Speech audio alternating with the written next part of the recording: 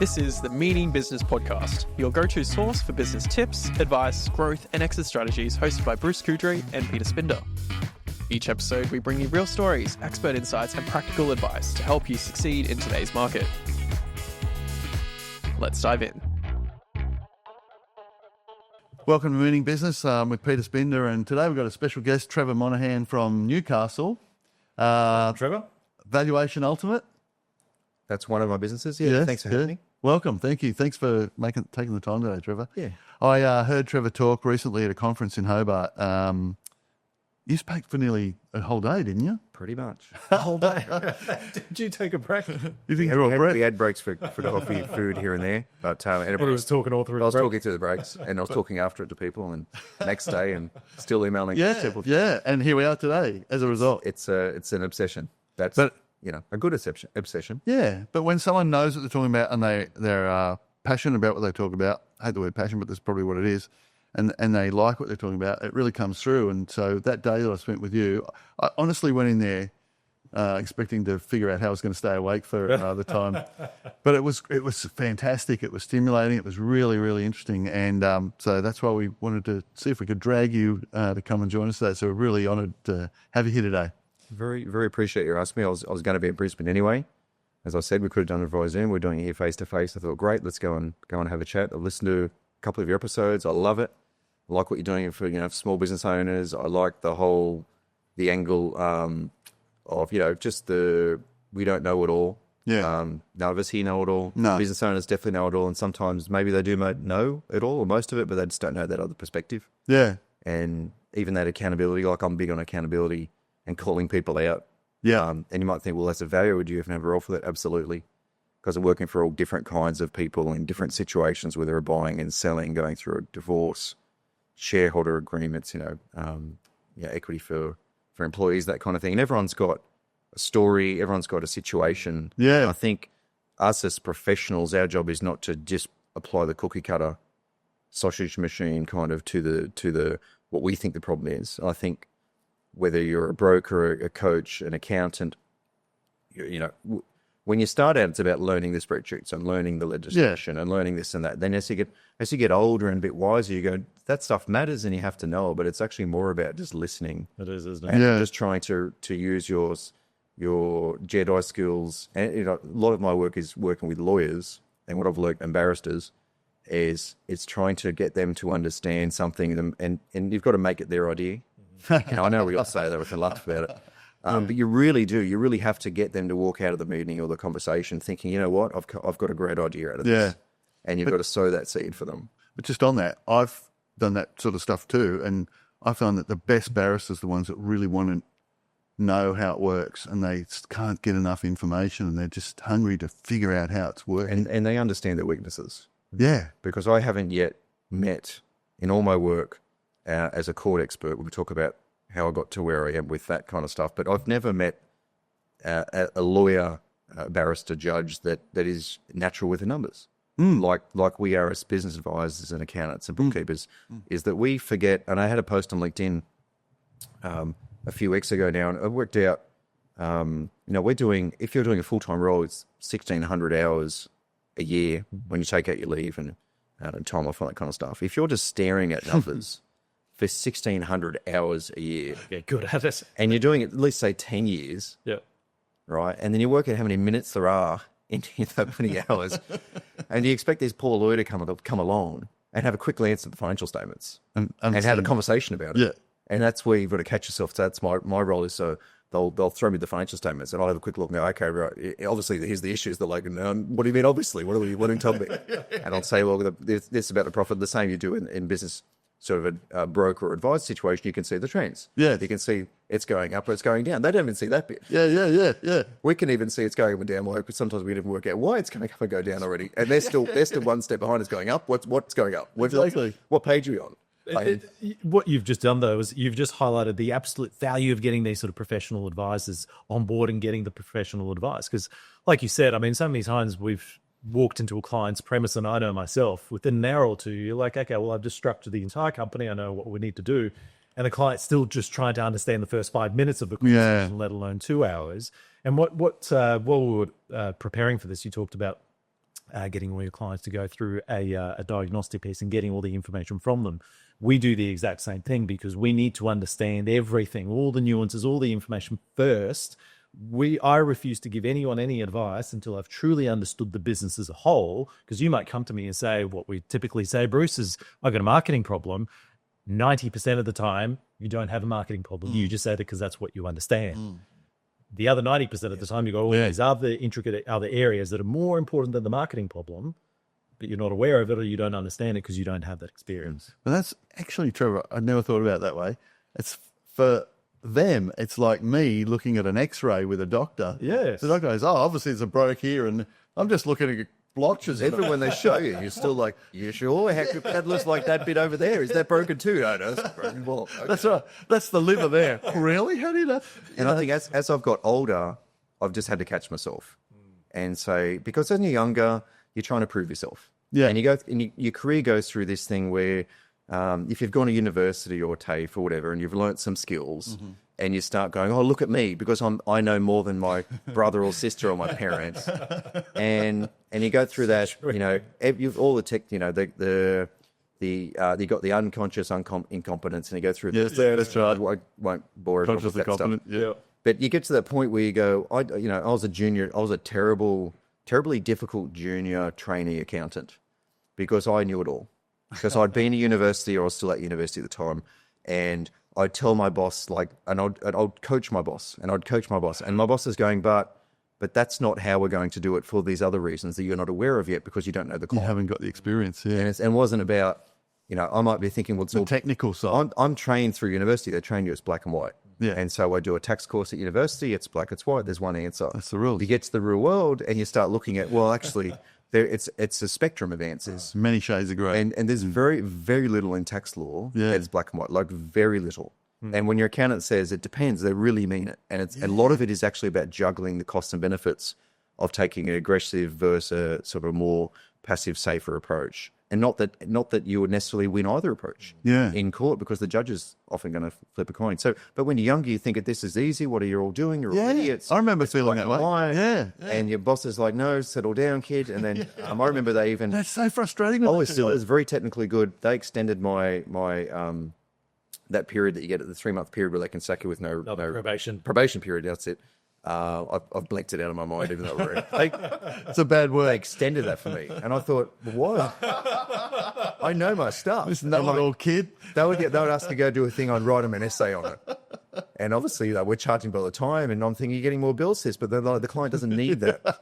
But anyway, so you get older, and then you start like, okay, maybe I don't know everything. And then you start making mistakes and being caught out. And you go, oh, actually, this doesn't feel good. And then you start being a bit more humble. But it really took me probably 15 to 20 years before I got over myself. Yeah. And could walk into a room with other people and didn't try to be the smartest person. Right? I'm going to be probably the smartest about forensic accounting and valuations, but that's about it. Everything else, I'm probably not the smartest, and I don't need to show it. I think that comes across. Yeah. If you, again, my industry, just a background on me for your listeners. Yeah, let's get to that. Who don't know anything about me. So I started as a normal accountant 25 years ago. As I said, extended probation, all that kind of nasty stuff. I was there a few years. I went to another firm. Actually went into work for a public company for a while. Didn't like that because I missed the timesheet. Was this in Newcastle? Yeah. I missed the stress of having to fill in timesheets and having to have deadlines. That in a public company is one of 10 accountants. You just do your thing each month. The next month you do the same thing.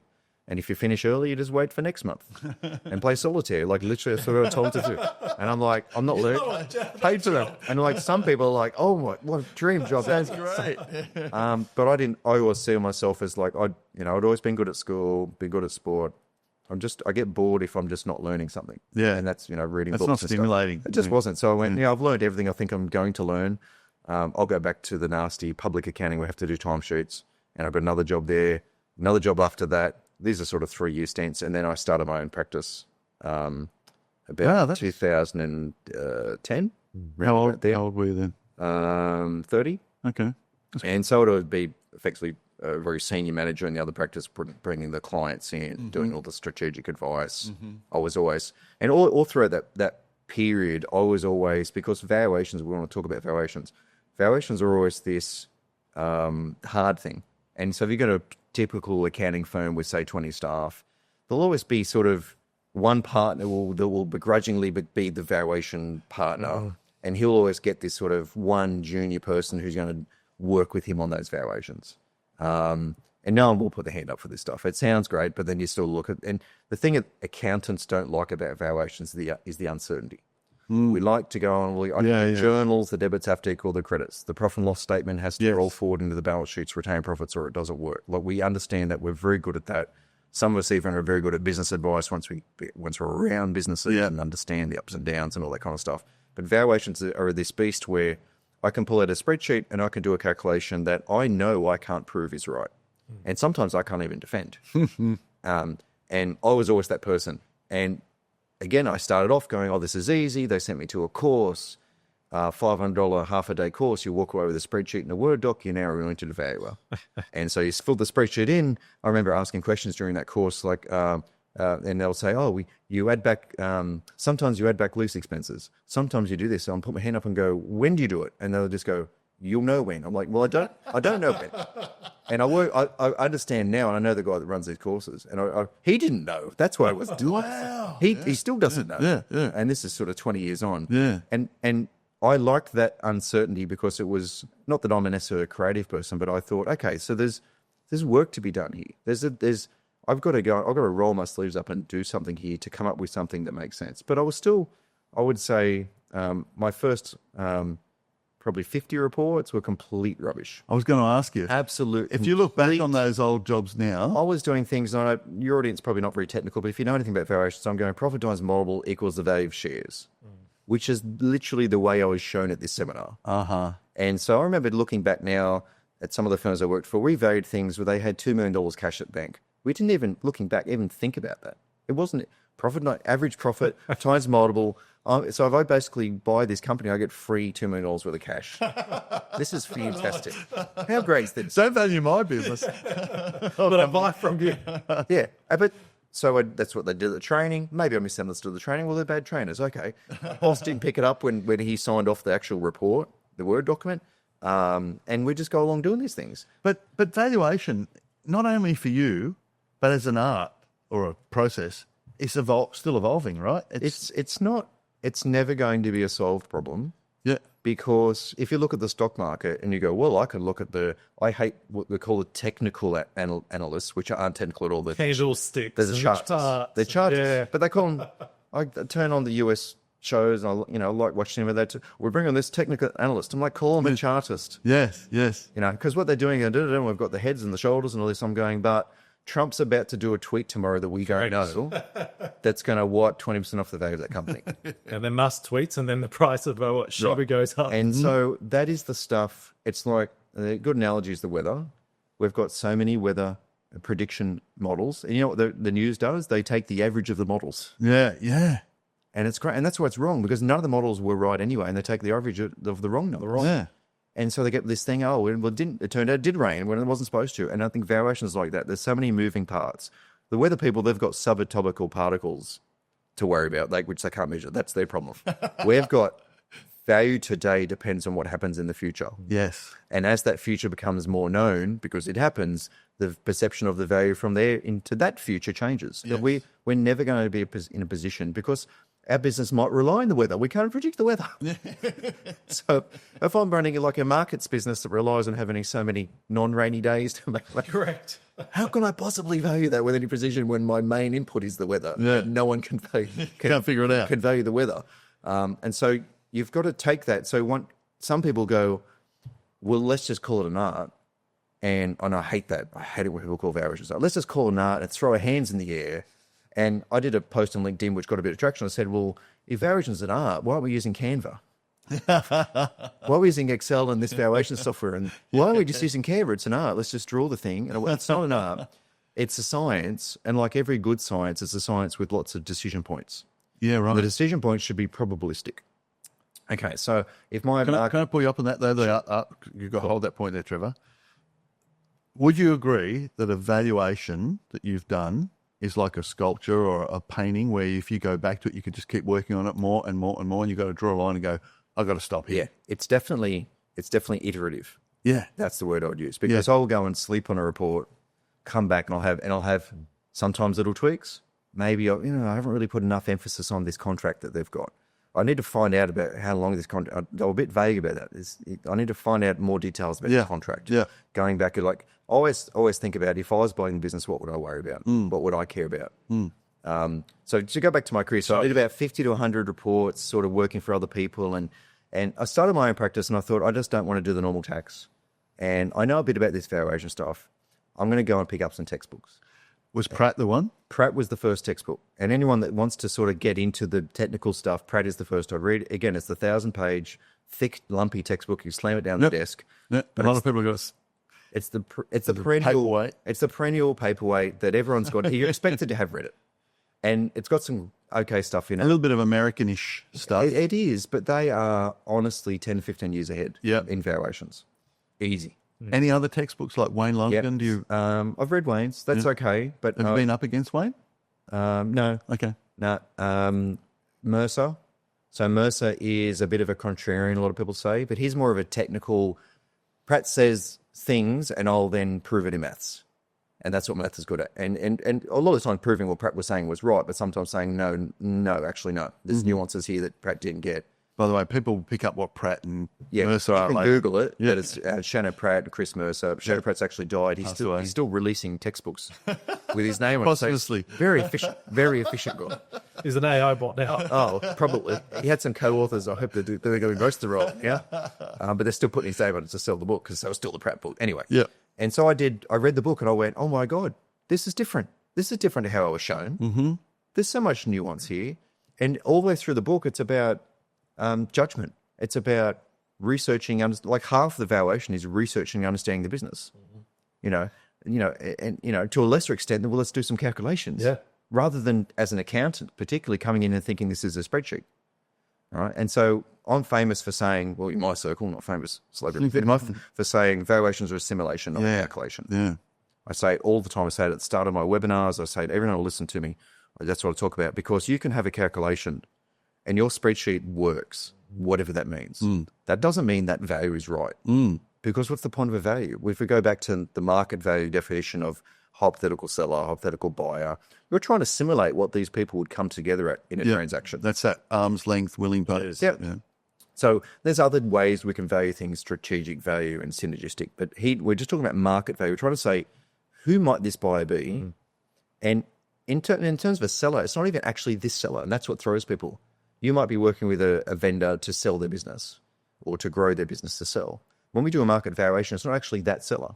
It's if you look at the definition, hypothetical seller. Because it comes to light in things like divorces, where I do most of my work, with a husband saying, well, I wouldn't do a handover period. I would just rip up the contracts. Like, it's not about you, it's a hypothetical seller, because we're assuming hypothetical seller would try to maximize the value of their asset.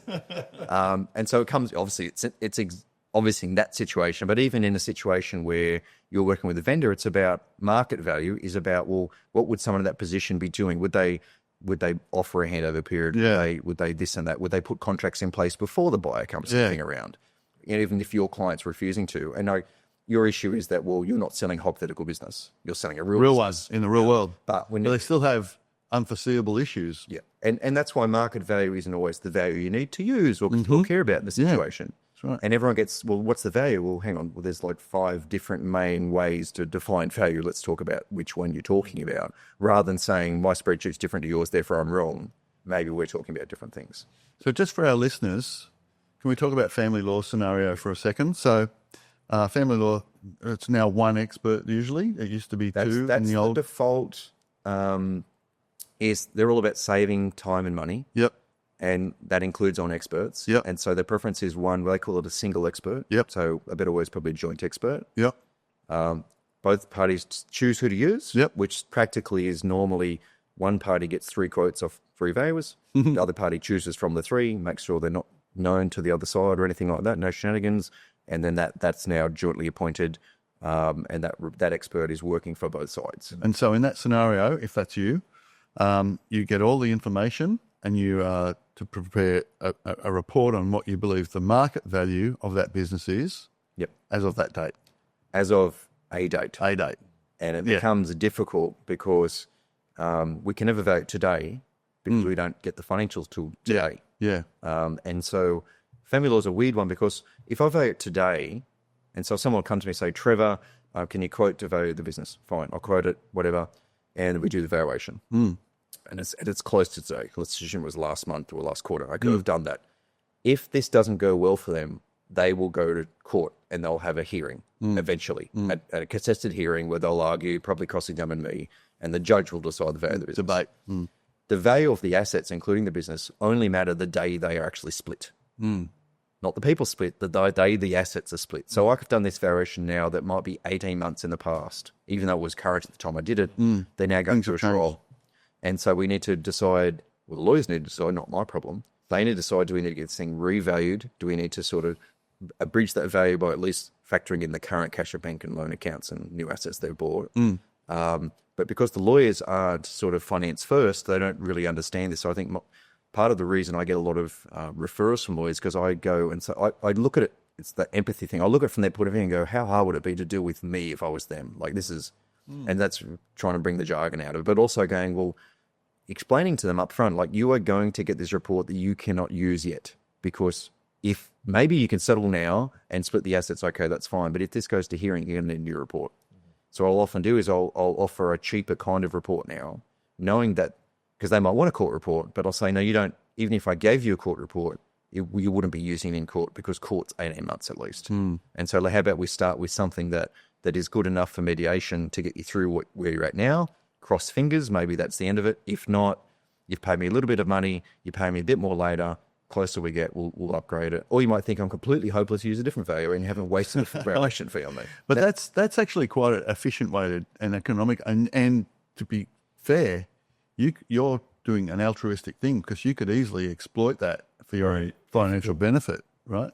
Well, and that's the thing, though. Like, what's the catch? You're trying to upsell us. Well, I could just upsell you the whole thing now, or I could take a little bit of money. You get a time to work with me, Sort it out. see if you like me. Like not in a personal sense, but do you like my work? Yeah. Do you like the interaction? Do you like the way I asked questions and you like the thoroughness of the report? And a lot of people are blown away by the detail. So I'll have three options: cheap, medium, expensive. My cheap one, I call it a pre-valuation estimate. I'm not even letting you think this is a valuation. It's pre-valuation estimate. I can't water it down anymore. And my full one is called a formal valuation. In between, I call it limited. And so I'll even, and it's, I guess it's part of a sales process. If you're selling any kind of service, you sit on the same side of the table as them and you'd look at the whiteboard together figuratively and go like, how can we get, and I'll use those kind of words with my salesperson. How about we just start at the cheapest thing I can do for you?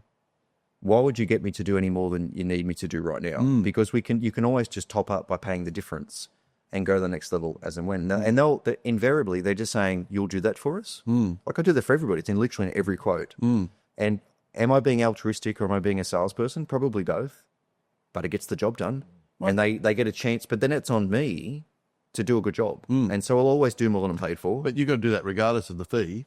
Oh, but and so to again fill out my career and we can contrast it against other valuers, how they got to where they are and what kind of fees they're charging. So I went, okay, so I picked up the textbooks. I did all the training I could possibly find. I went to every face-to-face thing, every webinar. And I just kept going, I can't believe how bad I've been. I can't. And I'm looking for reasons to justify some of the bad work I've done. And no, I couldn't find it. And you get to the point where we say this in most industries, you do it with your coaching clients. So read one of the top books in any industry. You'll know more than 95% of the people in the industry because no one reads books. They really don't. Like if you want to be a real estate agent, read the top 2 or 3 books. Yeah. And you'll know most. It's amazing, isn't it? You'll learn more from those books than 5 years at uni. And so I did that. And so I started doing valuations and it's hard, I just went through 5 to 10 years of work. How do I price it? I wasn't doing a lot of court work until I got asked to do court work. I went and spoke to someone that did other kind of court work. And I said, what do I have to do? He said, do you work well? I'm like, oh, I think so. We'll just do that. I'm like, do I need to know anything? No. That's like, you just, if they think you're an expert, you're an expert. Yeah. And what I found out is there is no qualification to be an expert. And so expertise is and there's different definitions in different jurisdictions. So basically you've got to have specialized knowledge about a particular area. They're the kind of words. And so you've just got to show, well, I'm a specialist in handwriting or whatever. And I just happen to be a specialist in knowing about numbers and I use that to value stuff and I know about the market or where to find data. and hey, I'm an expert. And then you just make that step. And then what you find is that a lot of people make that step and they get to that first cross-examination and they go, and that's life-changing. Absolutely. They either decide they're never doing this again, what a horrible idea this was to go anywhere near this kind of stuff because a barrister yelled at me, and they will yell at you. Yeah. Or you go, you know what? Like I was, I'm like, they asked really good questions, but I think I had pretty good answers. And their job is to make you look like a fool. Yes. All right. So one example I had pretty early on, probably about my 5th cross-examination, I was against a guy from one of the big 4 accounting firms. He was on a team who valued Telstra recently. So he's, and they're charging probably, let's say, $50,000 for this valuation. I'm charging probably 6. Right. My method predominantly was, without getting too technical, a weighted average cost of capital. I wasn't using market data. I was building my model up from first principles based on risk. Yeah. And I'm saying, in my report, and me being me, I'm all about, well, geez, you guys, I've done the best I can here. Here's the limitations of my report because of the lack of information. Here's the limitations because of this, that, and the other.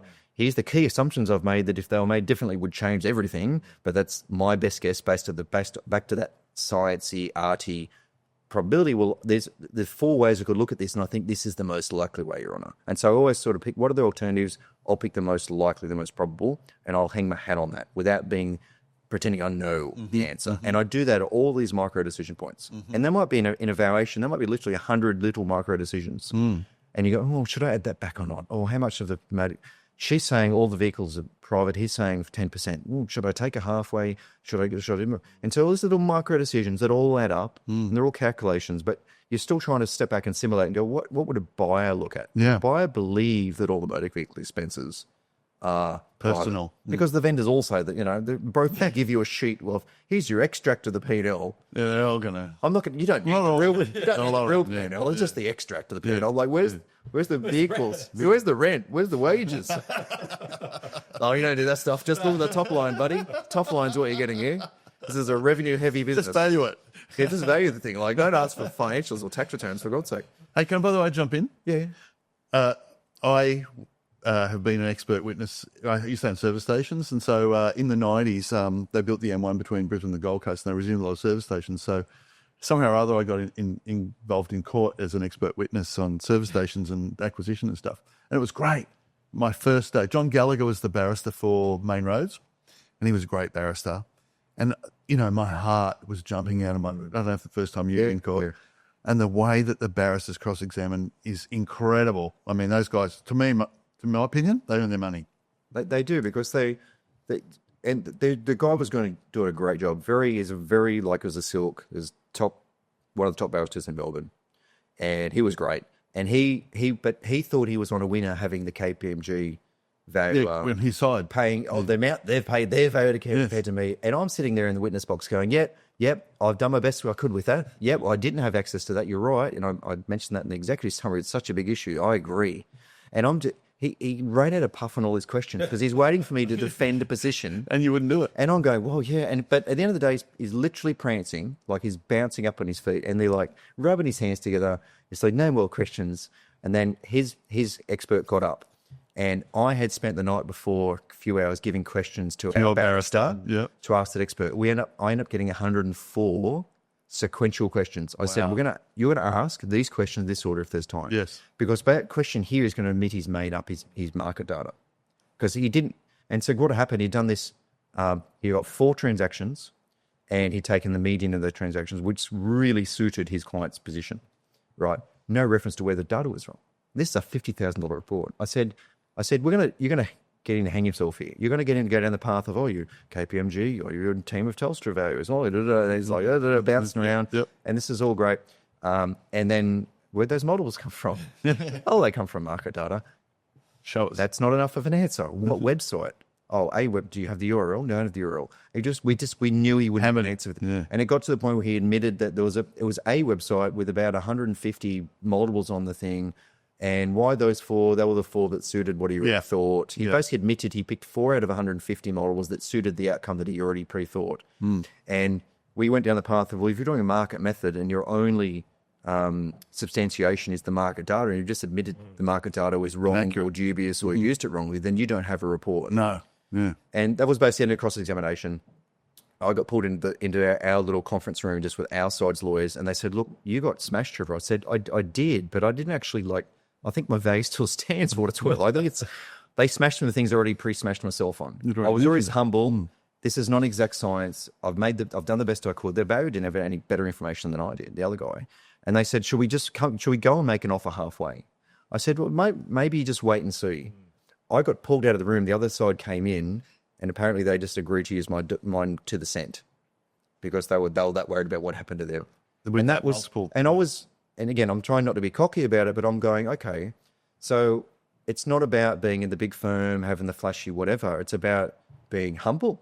It's about letting people know, particularly the lawyers, the barristers, vendors, purchasers, that this is not an exact science.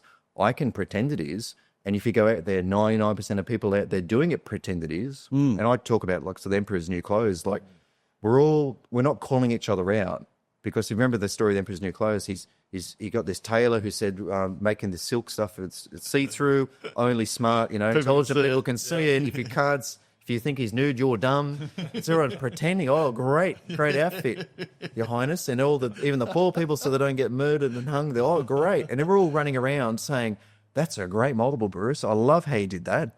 How you just got those random numbers and averaged them. That's a great way to do it, Bruce. You're fantastic. Nice suit, by the way. And then some kid yells out, he's naked. I'm the kid going... That's you. and I'll have this fight, and it's this ongoing running battle. We call it a battle, and I talked to Chris Milne as well, and we like each other. We battle in a very good way. And he's the perennial accountant versus broker.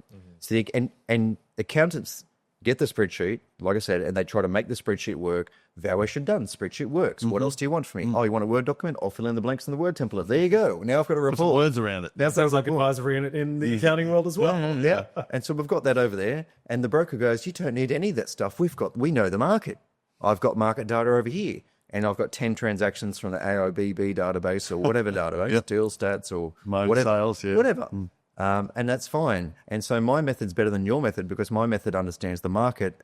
And if we're looking at market value, mine has that word in it, so I win. And the accountants go, but you don't understand return on investment. You don't understand the money that's going to come out of this thing. You haven't considered that. And I look at it and go, well, you're probably both wrong because neither of you are actually similar. Now, my gripe with the market data gazumps sort of return on investment approach is when I then say to someone like Chris, well, you've got 10 multiples there and you've taken a median. Okay, those 10 are the winners, right? Because we all know the stats about, say, depending who you are, 60 to 80% of businesses never sell, even the ones for sale. Yes. Right? And so if you've got a stat of 10 sales, let's say they're the top 20 to 30%, the highest echelon of the things that were good enough to sell. And if you take the median of that, you've just taken the median of the winners. And so if you're going to apply that to your subject business blindly and say, I'm going to use that, then you've just decided this is a winner. And so what's your analysis that you've made? What made those 10 businesses winners? Let's start with that. And so my next question is, okay, I'm not trying to pick on Chris here. Chris Milne's a valuer in Australia. It's fantastic. I'm just saying that from that perspective of just hiding behind, I've got data, so I'm better, and the data keeps me safe. It won't keep you safe under cross-examination. Because here's the question to you, right? So you've come up with, here's my data set from AOBB, and it could be great data. Okay, so was that a strategic purchase, that one? Yeah, exactly. And you're going to say, oh, I don't know, it's just in the database, Trevor. Or was it a distressed sale? Yeah. Or I'm going to say, what percentage of revenue was the main customer? Was it 100%? Was it more diversified? And you're going to say, I don't know. Okay, I'm going to say, well, what was, how much did they spend on R&D? Did they own any intellectual property? Had they built any internal software? What's their market share? And I'm going to say, sit tight, Bruce. We've got you all day. That was just the first one. Now the second one, what can you tell me about that one? And we're going to go through for about an hour, and you're going to show that you actually know nothing about any of these transactions. Unless you do. Then you're going to say, but even then, it's unlikely. But even then, do you have the contract? Do you know what restraint was given? Exactly. Do you know the handover period? They're paid during the handover period. Yeah. So that's just a big thing about market data, by the way, and in our world in business sales. So a lot of people are saying, oh, Barry sold for 7 times. And so, by the way, just to pull it back for everyone that's listening, value usually is a profit. I call it fact and opinion, right? So the fact is the numbers, what it's making, and the opinion is the multiple that's applied. So everything in life is either fact or opinion. Valuation is a combination of fact and opinion. Would you agree with that? I've never seen financials that are a fact yet. But Okay, yeah, right. Yeah, that's the point. as an accountant, I'm looking at financials and go, ugh. But yeah, you're right, because there's What's that? many variables within those facts. So people, where was I going? So people will try and it's the multiple, which is the biggest variable. That ends up being that opinion the part. argument about the multiple. Yeah, so if you go to court, or it's family law, whatever it is, it's always the multiple that people are going to argue about. Not so much the numbers, not the facts, but it's the multiple. I don't know whether you're using I don't think so I'll just finish my little history, sorry, I jumped in too and then quickly. I can deal with that as come back. well. So ended up doing court work, did more of it. The lawyers like you because you talk to them, you be human, you be approachable. You don't put that wall with the receptionist in front of you to take all the calls and Mr. Monaghan's too busy. You just be there for them.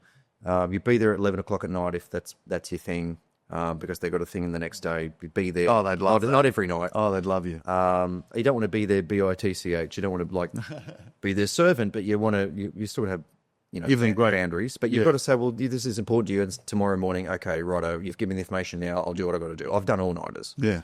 I don't charge premium rate for that. I could, but they appreciate it, and you get more work from it. But so I end up doing. I'm now 900 valuations in, and so when you talk to most people and you say, well, how many variations? Oh, I've done a few, and like just sit there and go 900. 1, 2, 3.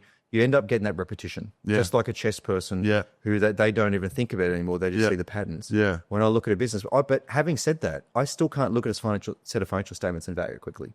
I can't. You can show it. I can understand a lot about the business, but I don't know. I can't see what the owners are paid. I've got to do remuneration adjustments. I don't know the diversification of the clients. I don't know what contracts are in place.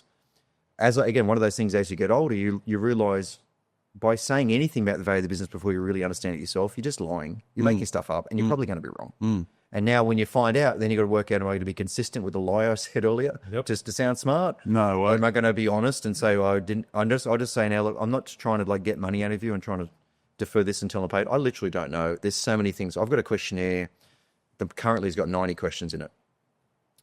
So what I've done, 900 reports in. What I did about 5 years ago, I started building valuation software because I was sick of Excel and Word and the clunkiness and the danger of having some formula that didn't pick up all the rows. And I wanted to put my data in and automatically run charts and cash flows without doing any work. Then I want to point and click on the screen like you can with the other software, like accounting software. But values are still using Excel. I want to point and click. I want to say that's the adjustment. I want to take 15% off of that. I want to exclude that. I want to adjust the owner's wages there, make a little comment.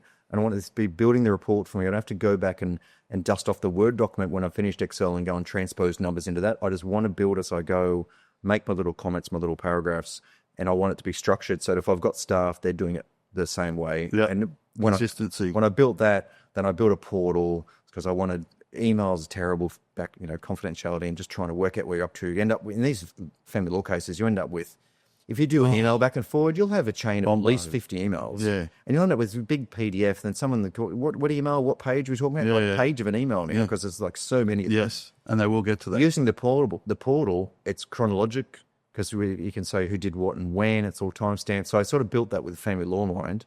And then about 9 months ago, I saw enough people were asking about what I was using that I then originally this software was my IP.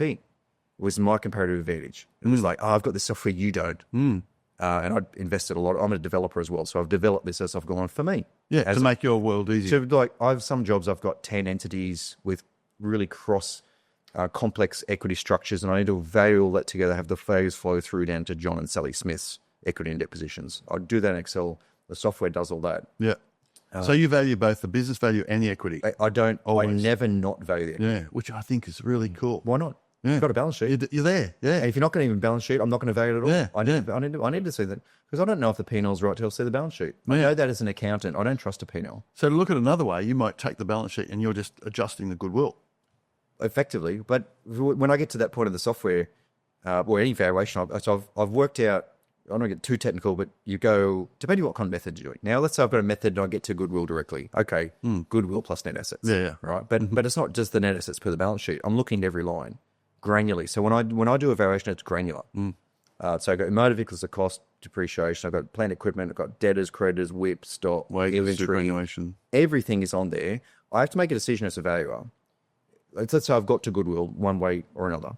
I still have to make a decision. Is that the right value? And is there things missing? So often you'll have leave provisions that aren't on the balance sheet because they're not needed to be for tax. Yeah. But if I'm doing goodwill plus net assets equals equity value, I need everything, Mm. right? Very, very few companies have to apply accounting standards. And so they don't because it's extra cost. Yeah.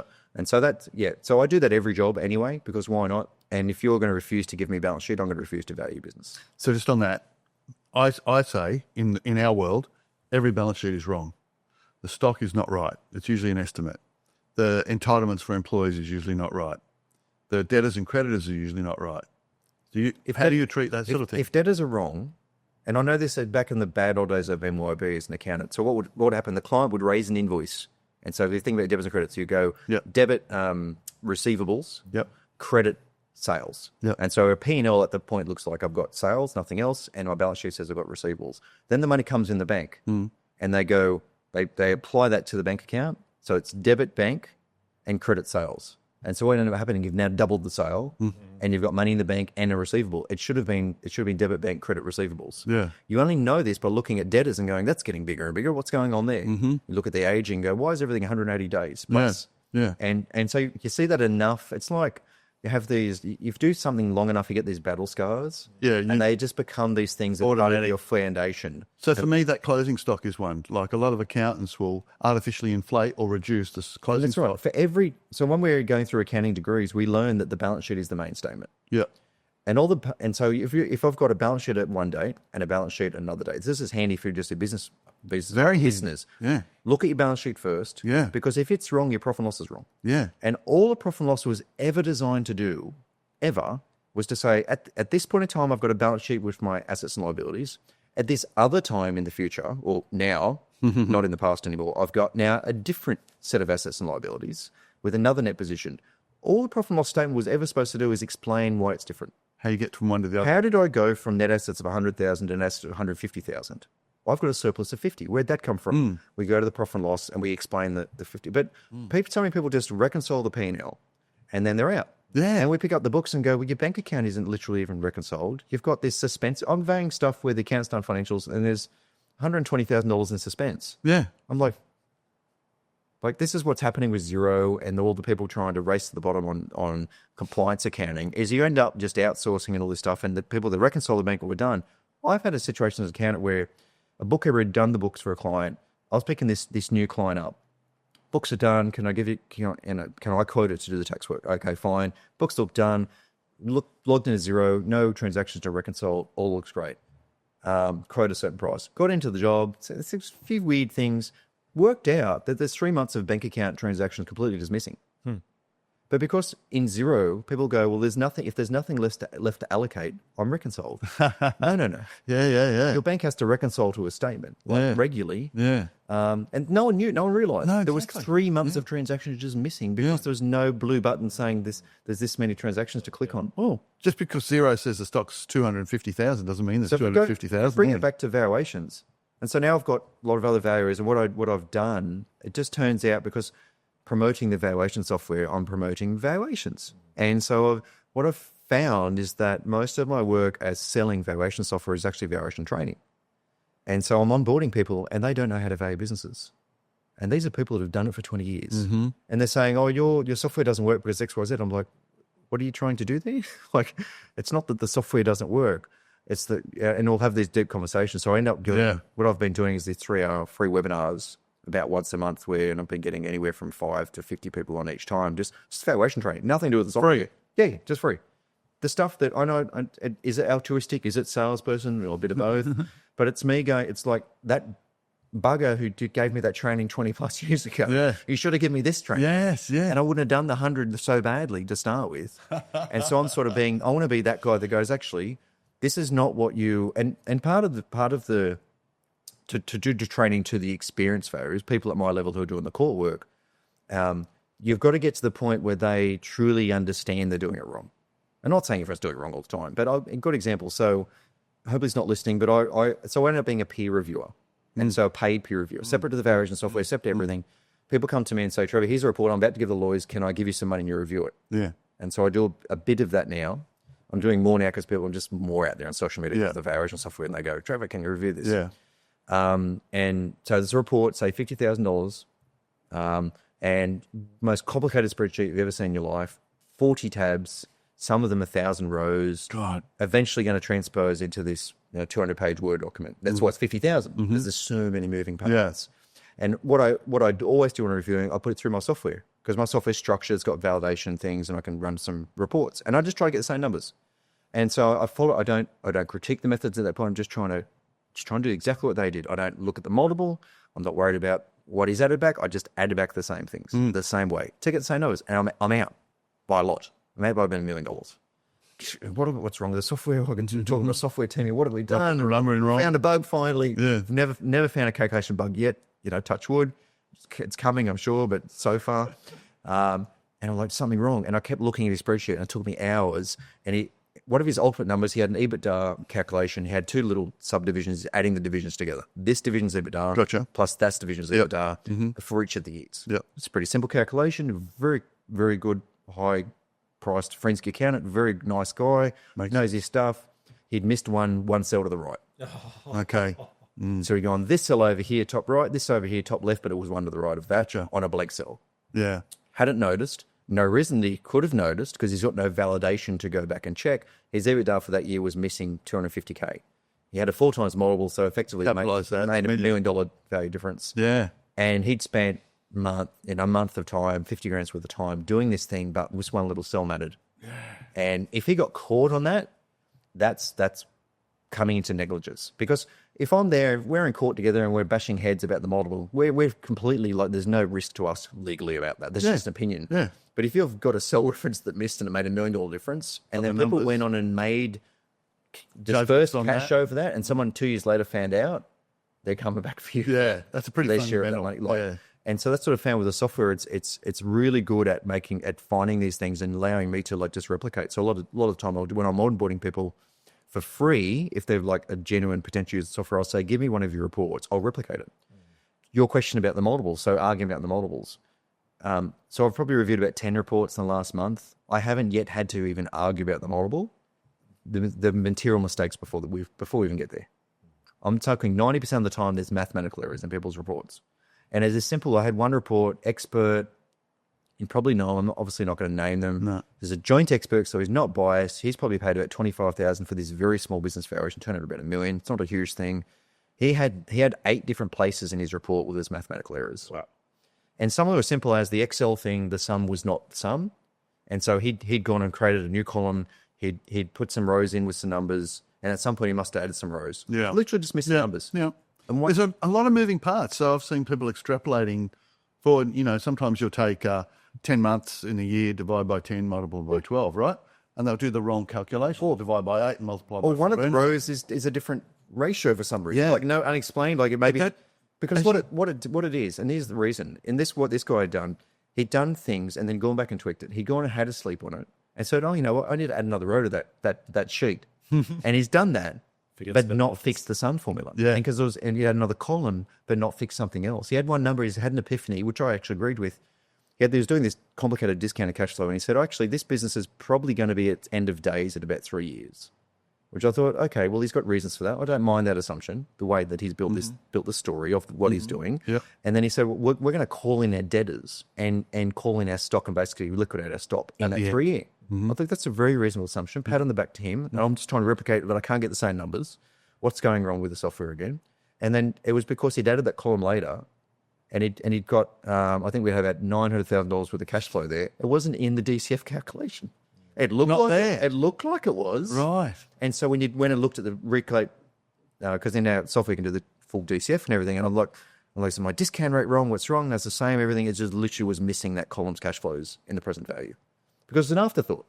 And so what you find often is there's the afterthought column or row stuff, or it's the Word document is no longer in sync with the Excel. They've done the Excel, they've gone and filled in the blanks in the Word template, and they've gone and have sleep on it. They've changed something in Excel. Yeah. They've gone and changed one number that turned up in the Word document for that thing, but there was actually 3 other numbers that derived from that number that also changed that in. Yep. So it's very easy as a reviewer, if I'm working as a head of a shadow expert reviewing another expert's report with the view of telling someone that they're wrong or getting them to change their report, first thing we find is getting inconsistencies. You're saying here X, Y, Z, here over here saying A, B, C. Yeah. They're different. And I apologize for that. Well, that's a simple mistake. What else you got wrong? I'd say that in most valuation reports I've seen, you find errors. It's very rare that I you haven't won't. found one without an error. And not all material, but like I'm saying, if we're doing a job against each other and we're head to head and we want to murder each other, and your model is 2.7 and mine's 2.3, no one's going to win that argument emphatically, because that's just fair opinion. That's just, you've got your reasons for it, I've got my reasons for it, and that's not where you spend the time. You spend the time because they're doing something like a real technical error of, they're doing something like an FME method, like not with market data, but they're doing like a rate of return kind of method, which is basically normalize a bunch of years, take some kind of weighted average, which may include a forecast as well. Build up a cap rate. Build up your cap rate from weighted average cost capital, or just say, which I don't have in mind, I don't have a problem. If you just say 3.5 is a decent rate of return and you've got reasons, I don't actually have a problem with that. People say, oh, but they haven't done weighted average cost capital and capital asset pricing model. I say, I don't, because I'm simulating the real world. Not many people do that in the real world, trust me. But if they do that and say that's goodwill, I'm going to have a problem with that. That's enterprise value. And this is where we have a lot of the butting heads between people that they've never been shown the right way. And because if you've got anything that talks about return on investment, and so whether you're using EBIT, EBITDA, cash flow, anything that's talking about, well, here's the profit, the money I can get out of this business, and here is a multiple. The thing you get has to include everything needed to run it. Has to. Yeah. Because if you said, I'm going to add inventory on top of that, and let's assume I can't get creditor days off anybody, I've got to buy the inventory, then I'm going to invest $1 million or whatever to buy the business. Then I'm going to invest another $1 million for the inventory. My rate of return is just halved. Yes. And if my whole premise of my approach, which I'm purporting to be my approach, is a ROI method, I need to find a way to Everything. that stock for free, or I need to find another way to reduce my working capital by $1 million, or I need to go back and change everything. Yeah. And so if you're talking about ROI, and people just throw this around, it's an ROI. I've looked at these other 5 consoles and talked about ROI. Just be careful. They're different things, because when I look at market data, the big mistake, again, people just trying to be that emperor and us not calling each other out. They go, and honestly, these, again, the 50 grand report, I don't care how much you're doing it. You're doing an FME method. And this is what this gentleman actually did. I'm doing FME method. It's about ROI. It's the income approach. It's basically a DCF, a short version, Yes, which that's is right. what it is. It is. Again, pick up Pratt. They do DCF first in the textbook. There's no mistake about that. Then they talk about, and also you can capitalize the Other earnings. methods, yeah. Capitalize the earnings to be a DCF, but it's not a DCF. And then they go right over here with market approaches where we've got data. Yeah. They're different methods. Yeah. But what everyone wants to do, normalize 5 years, weighted average. Okay, let's go and look at the market. Well, hang on. Whoa, you've completely broken every textbook. You've broken the national variation standards. The income approach is about rate of return. It's not about what people have paid, right? It's about what would make a commensurate rate of return for the risks in those cash flows. As soon as you start talking to me about the market, you have failed. And I'm going to do a textbook attack on you. I'm going to say to you, find me one textbook, one technical article anywhere in the world that's reliable that says that's what to do, because you won't. And people go, but that's what everyone does. Yes. Isn't it? I'm like, well, that might be what most people do, but you're fudging, because what you're saying is that I know I'm doing market value. I know people expect me to have some, Market evidence. market evidence, because everyone's used to it with properties. Right. Yeah, right. Right. And the judge is used to that, and the judge is going to jump up and down at this market evidence. Same as in other sales, yeah. Show me other sales. This is what this is all about. Did you even drive past? Yeah. I don't drive past business when I value. I don't know if you do. And so if you're doing FME, which is a DCF, you are doing ROI, you care about cash flow, you care about risk, you don't care about what other people are paying. That's just a fact. Now, if you're doing market approach, you don't care about ROI. You don't care about what fair rate of return is. If people are buying these businesses a mole of 3.4 and they're getting goodwill, It's the printer. it's the printer. If you're getting goodwill as a result, you don't need to go through the enterprise value methodology to work out if I've got goodwill inside. You've just got goodwill. If you're numerator, so I talk about in market approach, numerator to denominator. That's all about it. You don't need to care about rate of return. Yep. If the numerator was just the goodwill and the denominator was last year's EBITDA, and that's the two metrics you've got, one divided by the other, there's your multiple. Yeah. Here's the problem, bud. So if you've got a data set of 10 of those, goodwill divided by EBITDA, for the whole 10, you've taken a median or whatever, and I've got a number. My multiple's 3. Okay. I can't go and take 5 years, normalize, weighted average, because that's not what happened over there. Yeah. You can only do what the denominator was over there. Yeah. And not blindly, because you can still think about relative risk. But I can't go and use a normalized unless you know. And so if you come to me and you say, okay, I've got sale value, which includes inventory, plant equipment, and goodwill, which a lot of the AIBB, like a lot of the databases, that's the value. It doesn't include debtors, creditors. No. Or working capital. Just basically plant equipment, stock, vehicles, and goodwill. And that's my numerator. That's the thing on the top. And the denominator was EBITDA or P-EBITDA. Nasty little thing, P-EBITDA. Sales discretionary earnings, what they call it. Yeah, it's what the owner earns, yeah. And so I've got a multiple of 3. Okay. As soon as you start normalizing your subject, you might go, well, I know this business owner took the family to Disneyland this year, and so I've got a 20 grand add back. I'll go, hold your horses. Hold your horses. That EBITDA in those denominators, was that just a raw EBITDA from the financials? Oh, I think so. Well, that's not normalized. Yeah. You can't normalize. Oh, I've got to take the rubbish out, but the rubbish wasn't taken.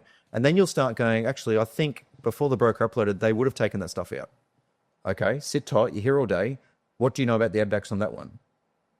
You know nothing. You don't know when the broker uploaded EBITDA. No, you don't know. It was normal. You don't know. And P-EBITDA is even worse. Everyone's got a different way of doing P-EBITDA. Yeah. They're kind of So you allow a management thing, but a manager's wage, but you don't, but you do. It's discretionary. I'm a pretty smart guy. I've never understood any time anyone's ever explained P-EBITDA to me. I'm trying to learn, and because everyone tells me a different way. And so you've got these goodwill divided by P-EBITDA or something, and you're then applying your P-EBITDA. You didn't even know what their P-EBITDA was. Yeah. And you're applying your P-EBITDA. But theirs was last year's P-EBITDA. You've done a 5-year weighted average P-EBITDA. You're so far away from apples and apples. You're destroying the most business brokers' methods of appraisal here, you know. But by the way, I don't have the answer either. We've been going for about an hour, right? And I've still got heaps of things I want to talk to Trevor about. Notes as well, yeah. But we're going to have to draw a line in the sand somewhere. We got battery power still, Reece? Okay. So I had all these questions I wanted to ask you, but we're going to run out of time, Trevor. I want to ask you about ethics and AI and simulation. From my point of view, sort of bringing it back to our audience and bringing it down from that deep level that we're in at the moment, and my head's swimming, and I'm like, wow, it's fascinating. I love this sort of stuff. Probably 2 big questions that I've got from you is, first of all, what's the message in all of this to the business owner out there? Why should I care? And what's the message in a lot of what you've just said? And the second question is, what's the message to the accountants, to the lawyers, the brokers, the valuers out there that are listening to this? From everybody's perspective, the only 2 things that should matter is cash flow and risk. And so if you're helping someone grow their business, you're growing cash flow, presumably, at some point, even though you might have some negative cash flow to build it to that scale. And you're trying to de-risk the business. We do it naturally as business advisors. We take the owner out of the business. We put contracts in place. We systemize it. They're actually the very things that give things value. And when we're looking at then, like Bruce is talking about multiples, we're talking about, do we need to punish or give a pat on the back to this business for the way they've handled their risk? And we're doing that in a way simulation. So again, we can do a calculation of a multiple. We can calculate what the current profits are. At the end of the day, what matters is the future cash flows and the future risks. And so if whatever you're doing, you can bring it back to future cash flows, to future risks, you can't be wrong. And it doesn't matter what last year's financial said. If you can get someone, if you're a broker and you're trying to convince a purchaser that this is a better business that looks on paper, if you can convince them of a bigger future in terms of better cash flow, lower risk, and they understand that, they believe that, they will ignore their own accountant who looked at last year's and said that. And part of what we do, if working with a seller, they'll come to me and say, Trevor, can you value a business? We want to give the valuation to a buyer. I said, I don't game valuations. You won't be giving my valuation to a buyer, but I'll give you a valuation to simulate what the buyer's accountant's going to say it's worth. Then we can look at what kind of gap between what you think you could probably get a buyer to think it's worth and want to pay versus what their accountant's going to tell them. And if that gap's big enough, you need to start sowing the seeds with the purchaser to start ignoring their accountant by saying things like, you know what, your accountant's not going to understand this business because this business has got this AI stuff in it and it's got this blue sky and it's got this, that, the other. And you're like, yeah, my Billy, he's a great tax guy. He's probably not going to, you're right. He's probably not going to get that. So he's going to look at it and go, oh, don't pay more than 3 times last year's profit. But we both know that next year's profit's bigger than that. And if you do the things that I've been too lazy to do in 3 years, God, it could be anything, especially if you acquire other things along the way. Oh, yeah, I can't wait to tell my accountant how wrong he is. And so you need to know how accountants value stuff, because they're just doing the good job, being conservative, running the numbers. But when you're selling, the numbers don't matter. What matters is the ambition of the purchaser. Like selling anything, what have you got in their mind's eye about what the future holds for them? What does the opportunity look like in this particular business? We'll be selling a sports car. We get to sit in it, we drive it, get them to drive it, then we can make them get out of it. And it's that pain of taking it off them. When you're selling a business, they give them a chance, they give them a demo. Come and have a look at how happy the staff are. Come and talk to some of my best customers. Let's look at the figures. Let's look at the sales coming over the counter, whatever kind of business it is, and then take it away from them. Now go away. You haven't bought it yet. Oh, I want to buy it. Well, make an offer. And it's the same kind of, you pick any psychology book, any sales book, just because it's valuations, because these people like us in suits can walk around and pretend we know everything and do court cases. None of that matters when rubber hits the road in a transaction. It's more about negotiation. You use the tools of valuation to help negotiate. But at the end of the day, the market will bear what the market will bear. You position it, you sell it, how you're going to... And at the end of the day, if you've got lots of keen buyers, you'll get a good price. If you can prove a really good valuation and you've got no buyers, you won't get anything. Correct. And so it's about listen to us nerds talk about these numbers, knowing that we're not going to stop. This is us. We don't have to listen to us all the time. But at the end of the day, you have to deal with real people making real sort of, and a lot of these obviously life-changing decisions for buyers. They've got to, they're scared, they're risk-averse. You've got to make them comfortable. And you've got to sometimes, add things in the contract that, alleviate any of these risks. And that's the thing about valuation. We assume a standard kind of contract, whatever that means. But if you can give a longer handover period, some kind of guarantees, some clawbacks if things don't work out. With suppliers or with customers. You're just basically, you're ticking off all those objections, all the things that the buyer was worried about. And they've run out of things to be worried about. You're reducing risk along the way. And they're selling it to their own accountant. You've got to sell it to their accountant, because the accountants, we're naysayers.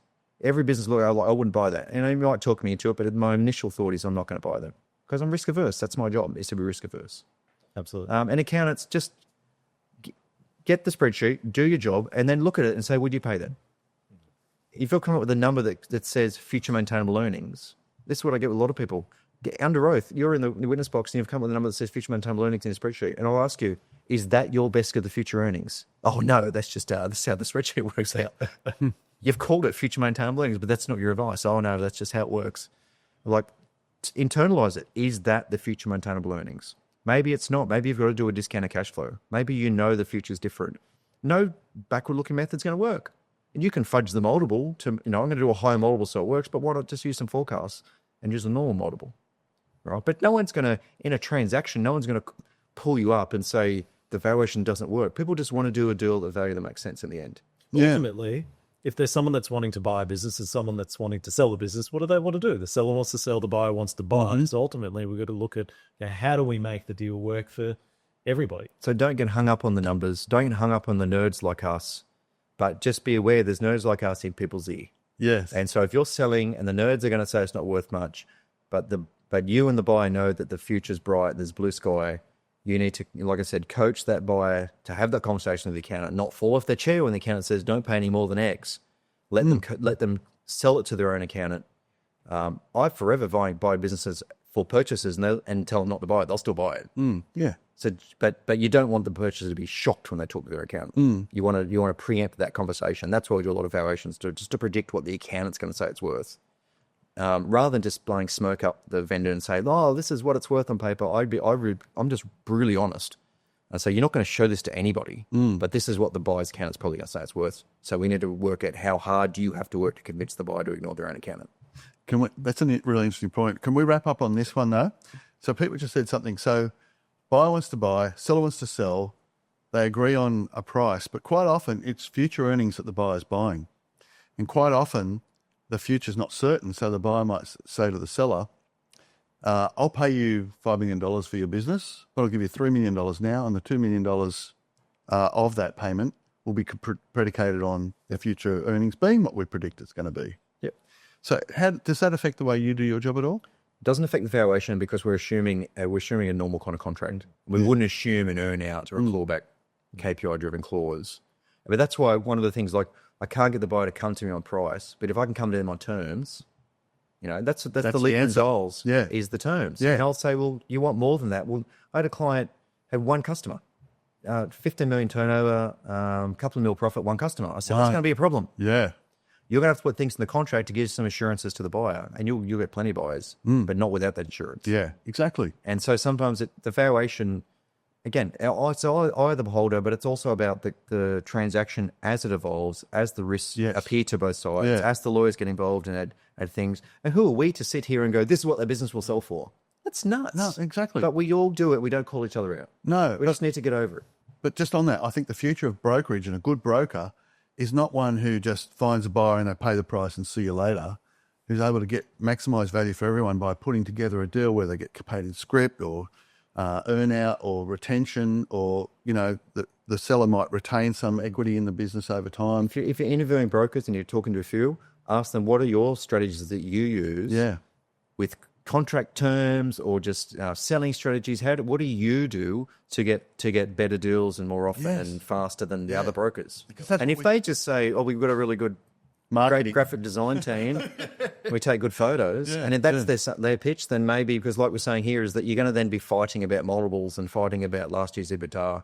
You need to be inspiring the purchaser, getting them to ignore their own accountant, and then selling them a good business and doing a good handover and getting good, you know, reputation from that, and maybe doing stuff with that business, or maybe doing something else and pick up reputation. Like there's no black and white. There's no. The thing is, everyone's looking for this easy way out. Valuers looking at, where's the spreadsheet? They come to our software and does it just value it for you? No, it's just, you still have to do the work yourself. They're so disappointed when I tell them that it's still your valuation. They'll like, can I just pay you to do it? No, I'm too busy. It's like, I want to lose 10 kilos. You got to do the work. No, wait. Do the work. And I'm like, literally, the work is what people are paying you for. They're not paying you for the spreadsheet. They think they're getting paid for the spreadsheet. No, they're getting paid for what your ultimate opinion ends up being. You end up saying it's worth $1 million, and you've got lots of calculations and reasons why, but they're paying you for that $1 million. They're trusting you've got a way to get there. They're not paying you, and that's been the trick, getting people off spreadsheets onto our valuation software. Is letting go of the spreadsheet, because they've invested 20 years. They love with their spreadsheet. They think that's their IP. Then I show them there's probably errors with it. They're like, oh, like the guy that I kept talking about, he's like, I can't use Excel again. He's like, you found so many errors. I'm scared crapless to even touch Excel again. Is a like lifetime user of our software now. So can we talk about your software? So if people want to have a look at it, there's a demo on your website. There's a completely free demo. There's two ways to run software businesses. You can try to milk every customer. So this valuation software, there's $8,000 a year, plus you pay per valuation. We've got no subscription, nothing up front. Every time you want to value your own business or someone else's business, it's $100 Australian, $70 US. You might be an accountant, a broker, a business owner, CFO. I've got experts doing it. They're charging $50,000. I get 100 of it. Wow. To the software. It includes the portal. That's all part of it. Wow. So if you're a broker or someone and you've got an information gathering process, you can use our questionnaire or customize your own in the software.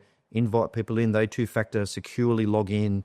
You can see when they've logged in, time-stamped answers. If it's a divorce, people can answer on other people's answers, so you get this chronological flow. That's so good, because husband says this, wife says this, husband says you're full of crap. That's why I cheated on you, and that's crazy, the stuff you see. And the lawyers can get a PDF of all of that when they're finished and export the documents people uploaded. So it's just for $100 for a user. $100 per job. So you might do one job a year, that's $100. You might do one job a week, it's $100 per job. I can see Peter's thinking about how he can use it. A lot of coaches do it as part of onboarding. Honestly, they've got an onboarding process, questionnaire and all that, but they want to, let's set some kind of benchmark value. Where we start. They're like, they've got a bit of valuation skills, and now with the way the software works, if they've got Xero or QuickBooks, your data entry is instant.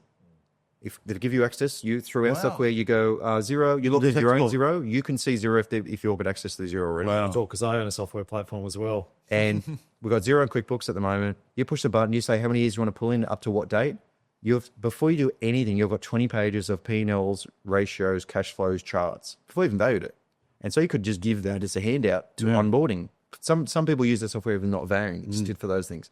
If you want to play around, do a bit of an FME kind of method, start that scenario, point and click on the add back that, 50% of that, place owner salary with this. Let's go and have a look at the multiple, either just type one in or do a weighted average cost capital or get it some other way and just punch it in. and then look at the balance sheet. Like I said, granularly, is the book value the right value? And is that value needed as working capital? There's 2 choices to make for everything.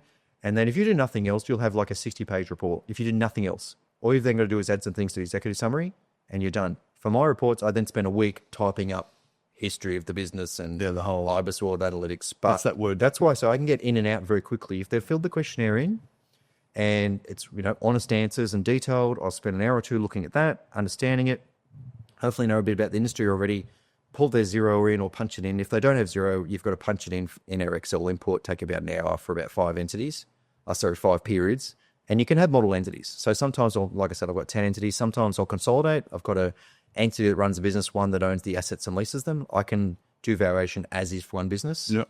It's still separate entities in the software, but I can consolidate that, give them one multiple, get one goodwill figure that the main entity gets, and I can still value the second entity based on net assets only and still adjust its balance sheet. So, and I can have entities owning entities, equity in entities and that kind of stuff. But the biggest feedback I get is, what's the catch? The others are so expensive. Again, I'm going for world domination with 1,000 cuts. High volume, low margin. There's no reason. And people go, oh, I've seen those kind of toys before. I'm like, I use it for all my court work. A lot of experts use it. We've also got a lot of business owners that just have a dabble. Yeah. And we just want to play around with it. It's a very good thing. An Excel thing already they downloaded. No, that was because our software has validation. So it'll tell you if the balance sheet doesn't balance. It'll tell you if the retained frauds don't balance forward. So it'll tell you if you're missing some kind of obvious thing. Yeah. It'll help you along the way. There's about 100 validations built in, and it will warn you about things. So all those things would have been built up from use and found errors and fixing it. It's based on all the things I would do in Excel, having done 900 reports that I know I need to do, and because I've made mistakes in them, and I've seen other people's mistakes, and like you said, I find a mistake and we find a way to catch that mistake. Yeah. Or someone says, Trevor, I found this really good thing. Can we build that in? And because I'm a developer and I've got a small team doing it, I'll go, give us 24 hours and bang, it's in there. Wow. Because I know the source material rather than a software guy trying to make valuation software. Who doesn't use it. I made it for me. Yeah. I'm reluctantly thinking I can probably make more money actually letting other people use it too than just hoarding it for my IP and using it as a reason to use me as the valuer. But if you want to find it, it's Valuation Ultimate. Go to valuationultimate.com. Yeah. Free demo. Don't have to pay a single cent. Sign up. Yeah. And what I've got an accounting. You know what? As someone who's looked at it, I'm thinking, where's the catch here? Am I going to go on $100 and they're going to start peppering me and you're probably ramping it up? And, But there's nothing else to buy. That's great. Then if you want to do a valuation every now and then, $100 when you want to do it, you're getting paid. Or if you're a business owner, you're saving thousands. Yep. You're probably, if you're going to do it as a business owner, for shits and giggles, you're going to do it. And then you're probably still going to go to a Bruce anyway. But this is just, why not? Yep. On a Sunday afternoon, you're going to sit there and watch Netflix. Why not just do this instead? Yeah. And maybe you're working with a coach and you're talking about value. Maybe you do it with your coach. Yeah. Why not sit there and do it together? You can have multiple users. You can be different officers looking at the same thing, doing the same valuation. It's just, obviously I'm biased because I love valuations. I eat and breathe it. But why wouldn't you want to know what your business is worth? It's obvious you do eat and breathe it. And we're going to wrap it up. And we're going to say, if people want to find you, that's Trevor Monaghan, Monaghan. Get that right? Monaghan in Newcastle. You got another website? So my practice is Climax Business. Climax Business. Yeah. So Climax Business Valuations. Yep. That's me as the valuer. Yep. I'm trying to transition more out of that and more into spend more time onboarding people onto the valuation software. Yep, yep. But a good way to connect is probably on LinkedIn. Yep. There's not too many Trevor Monaghan, so find me on LinkedIn, connect. Yep. I've been on a run of a lot of LinkedIn posts lately. Yeah, okay. And they're not salesy. They're all just chunky, detailed valuation theory stuff. I just find, like we all do with our marketing, just the more you give, the more detailed, just give your stuff away for free. Yeah. And it just comes back to you.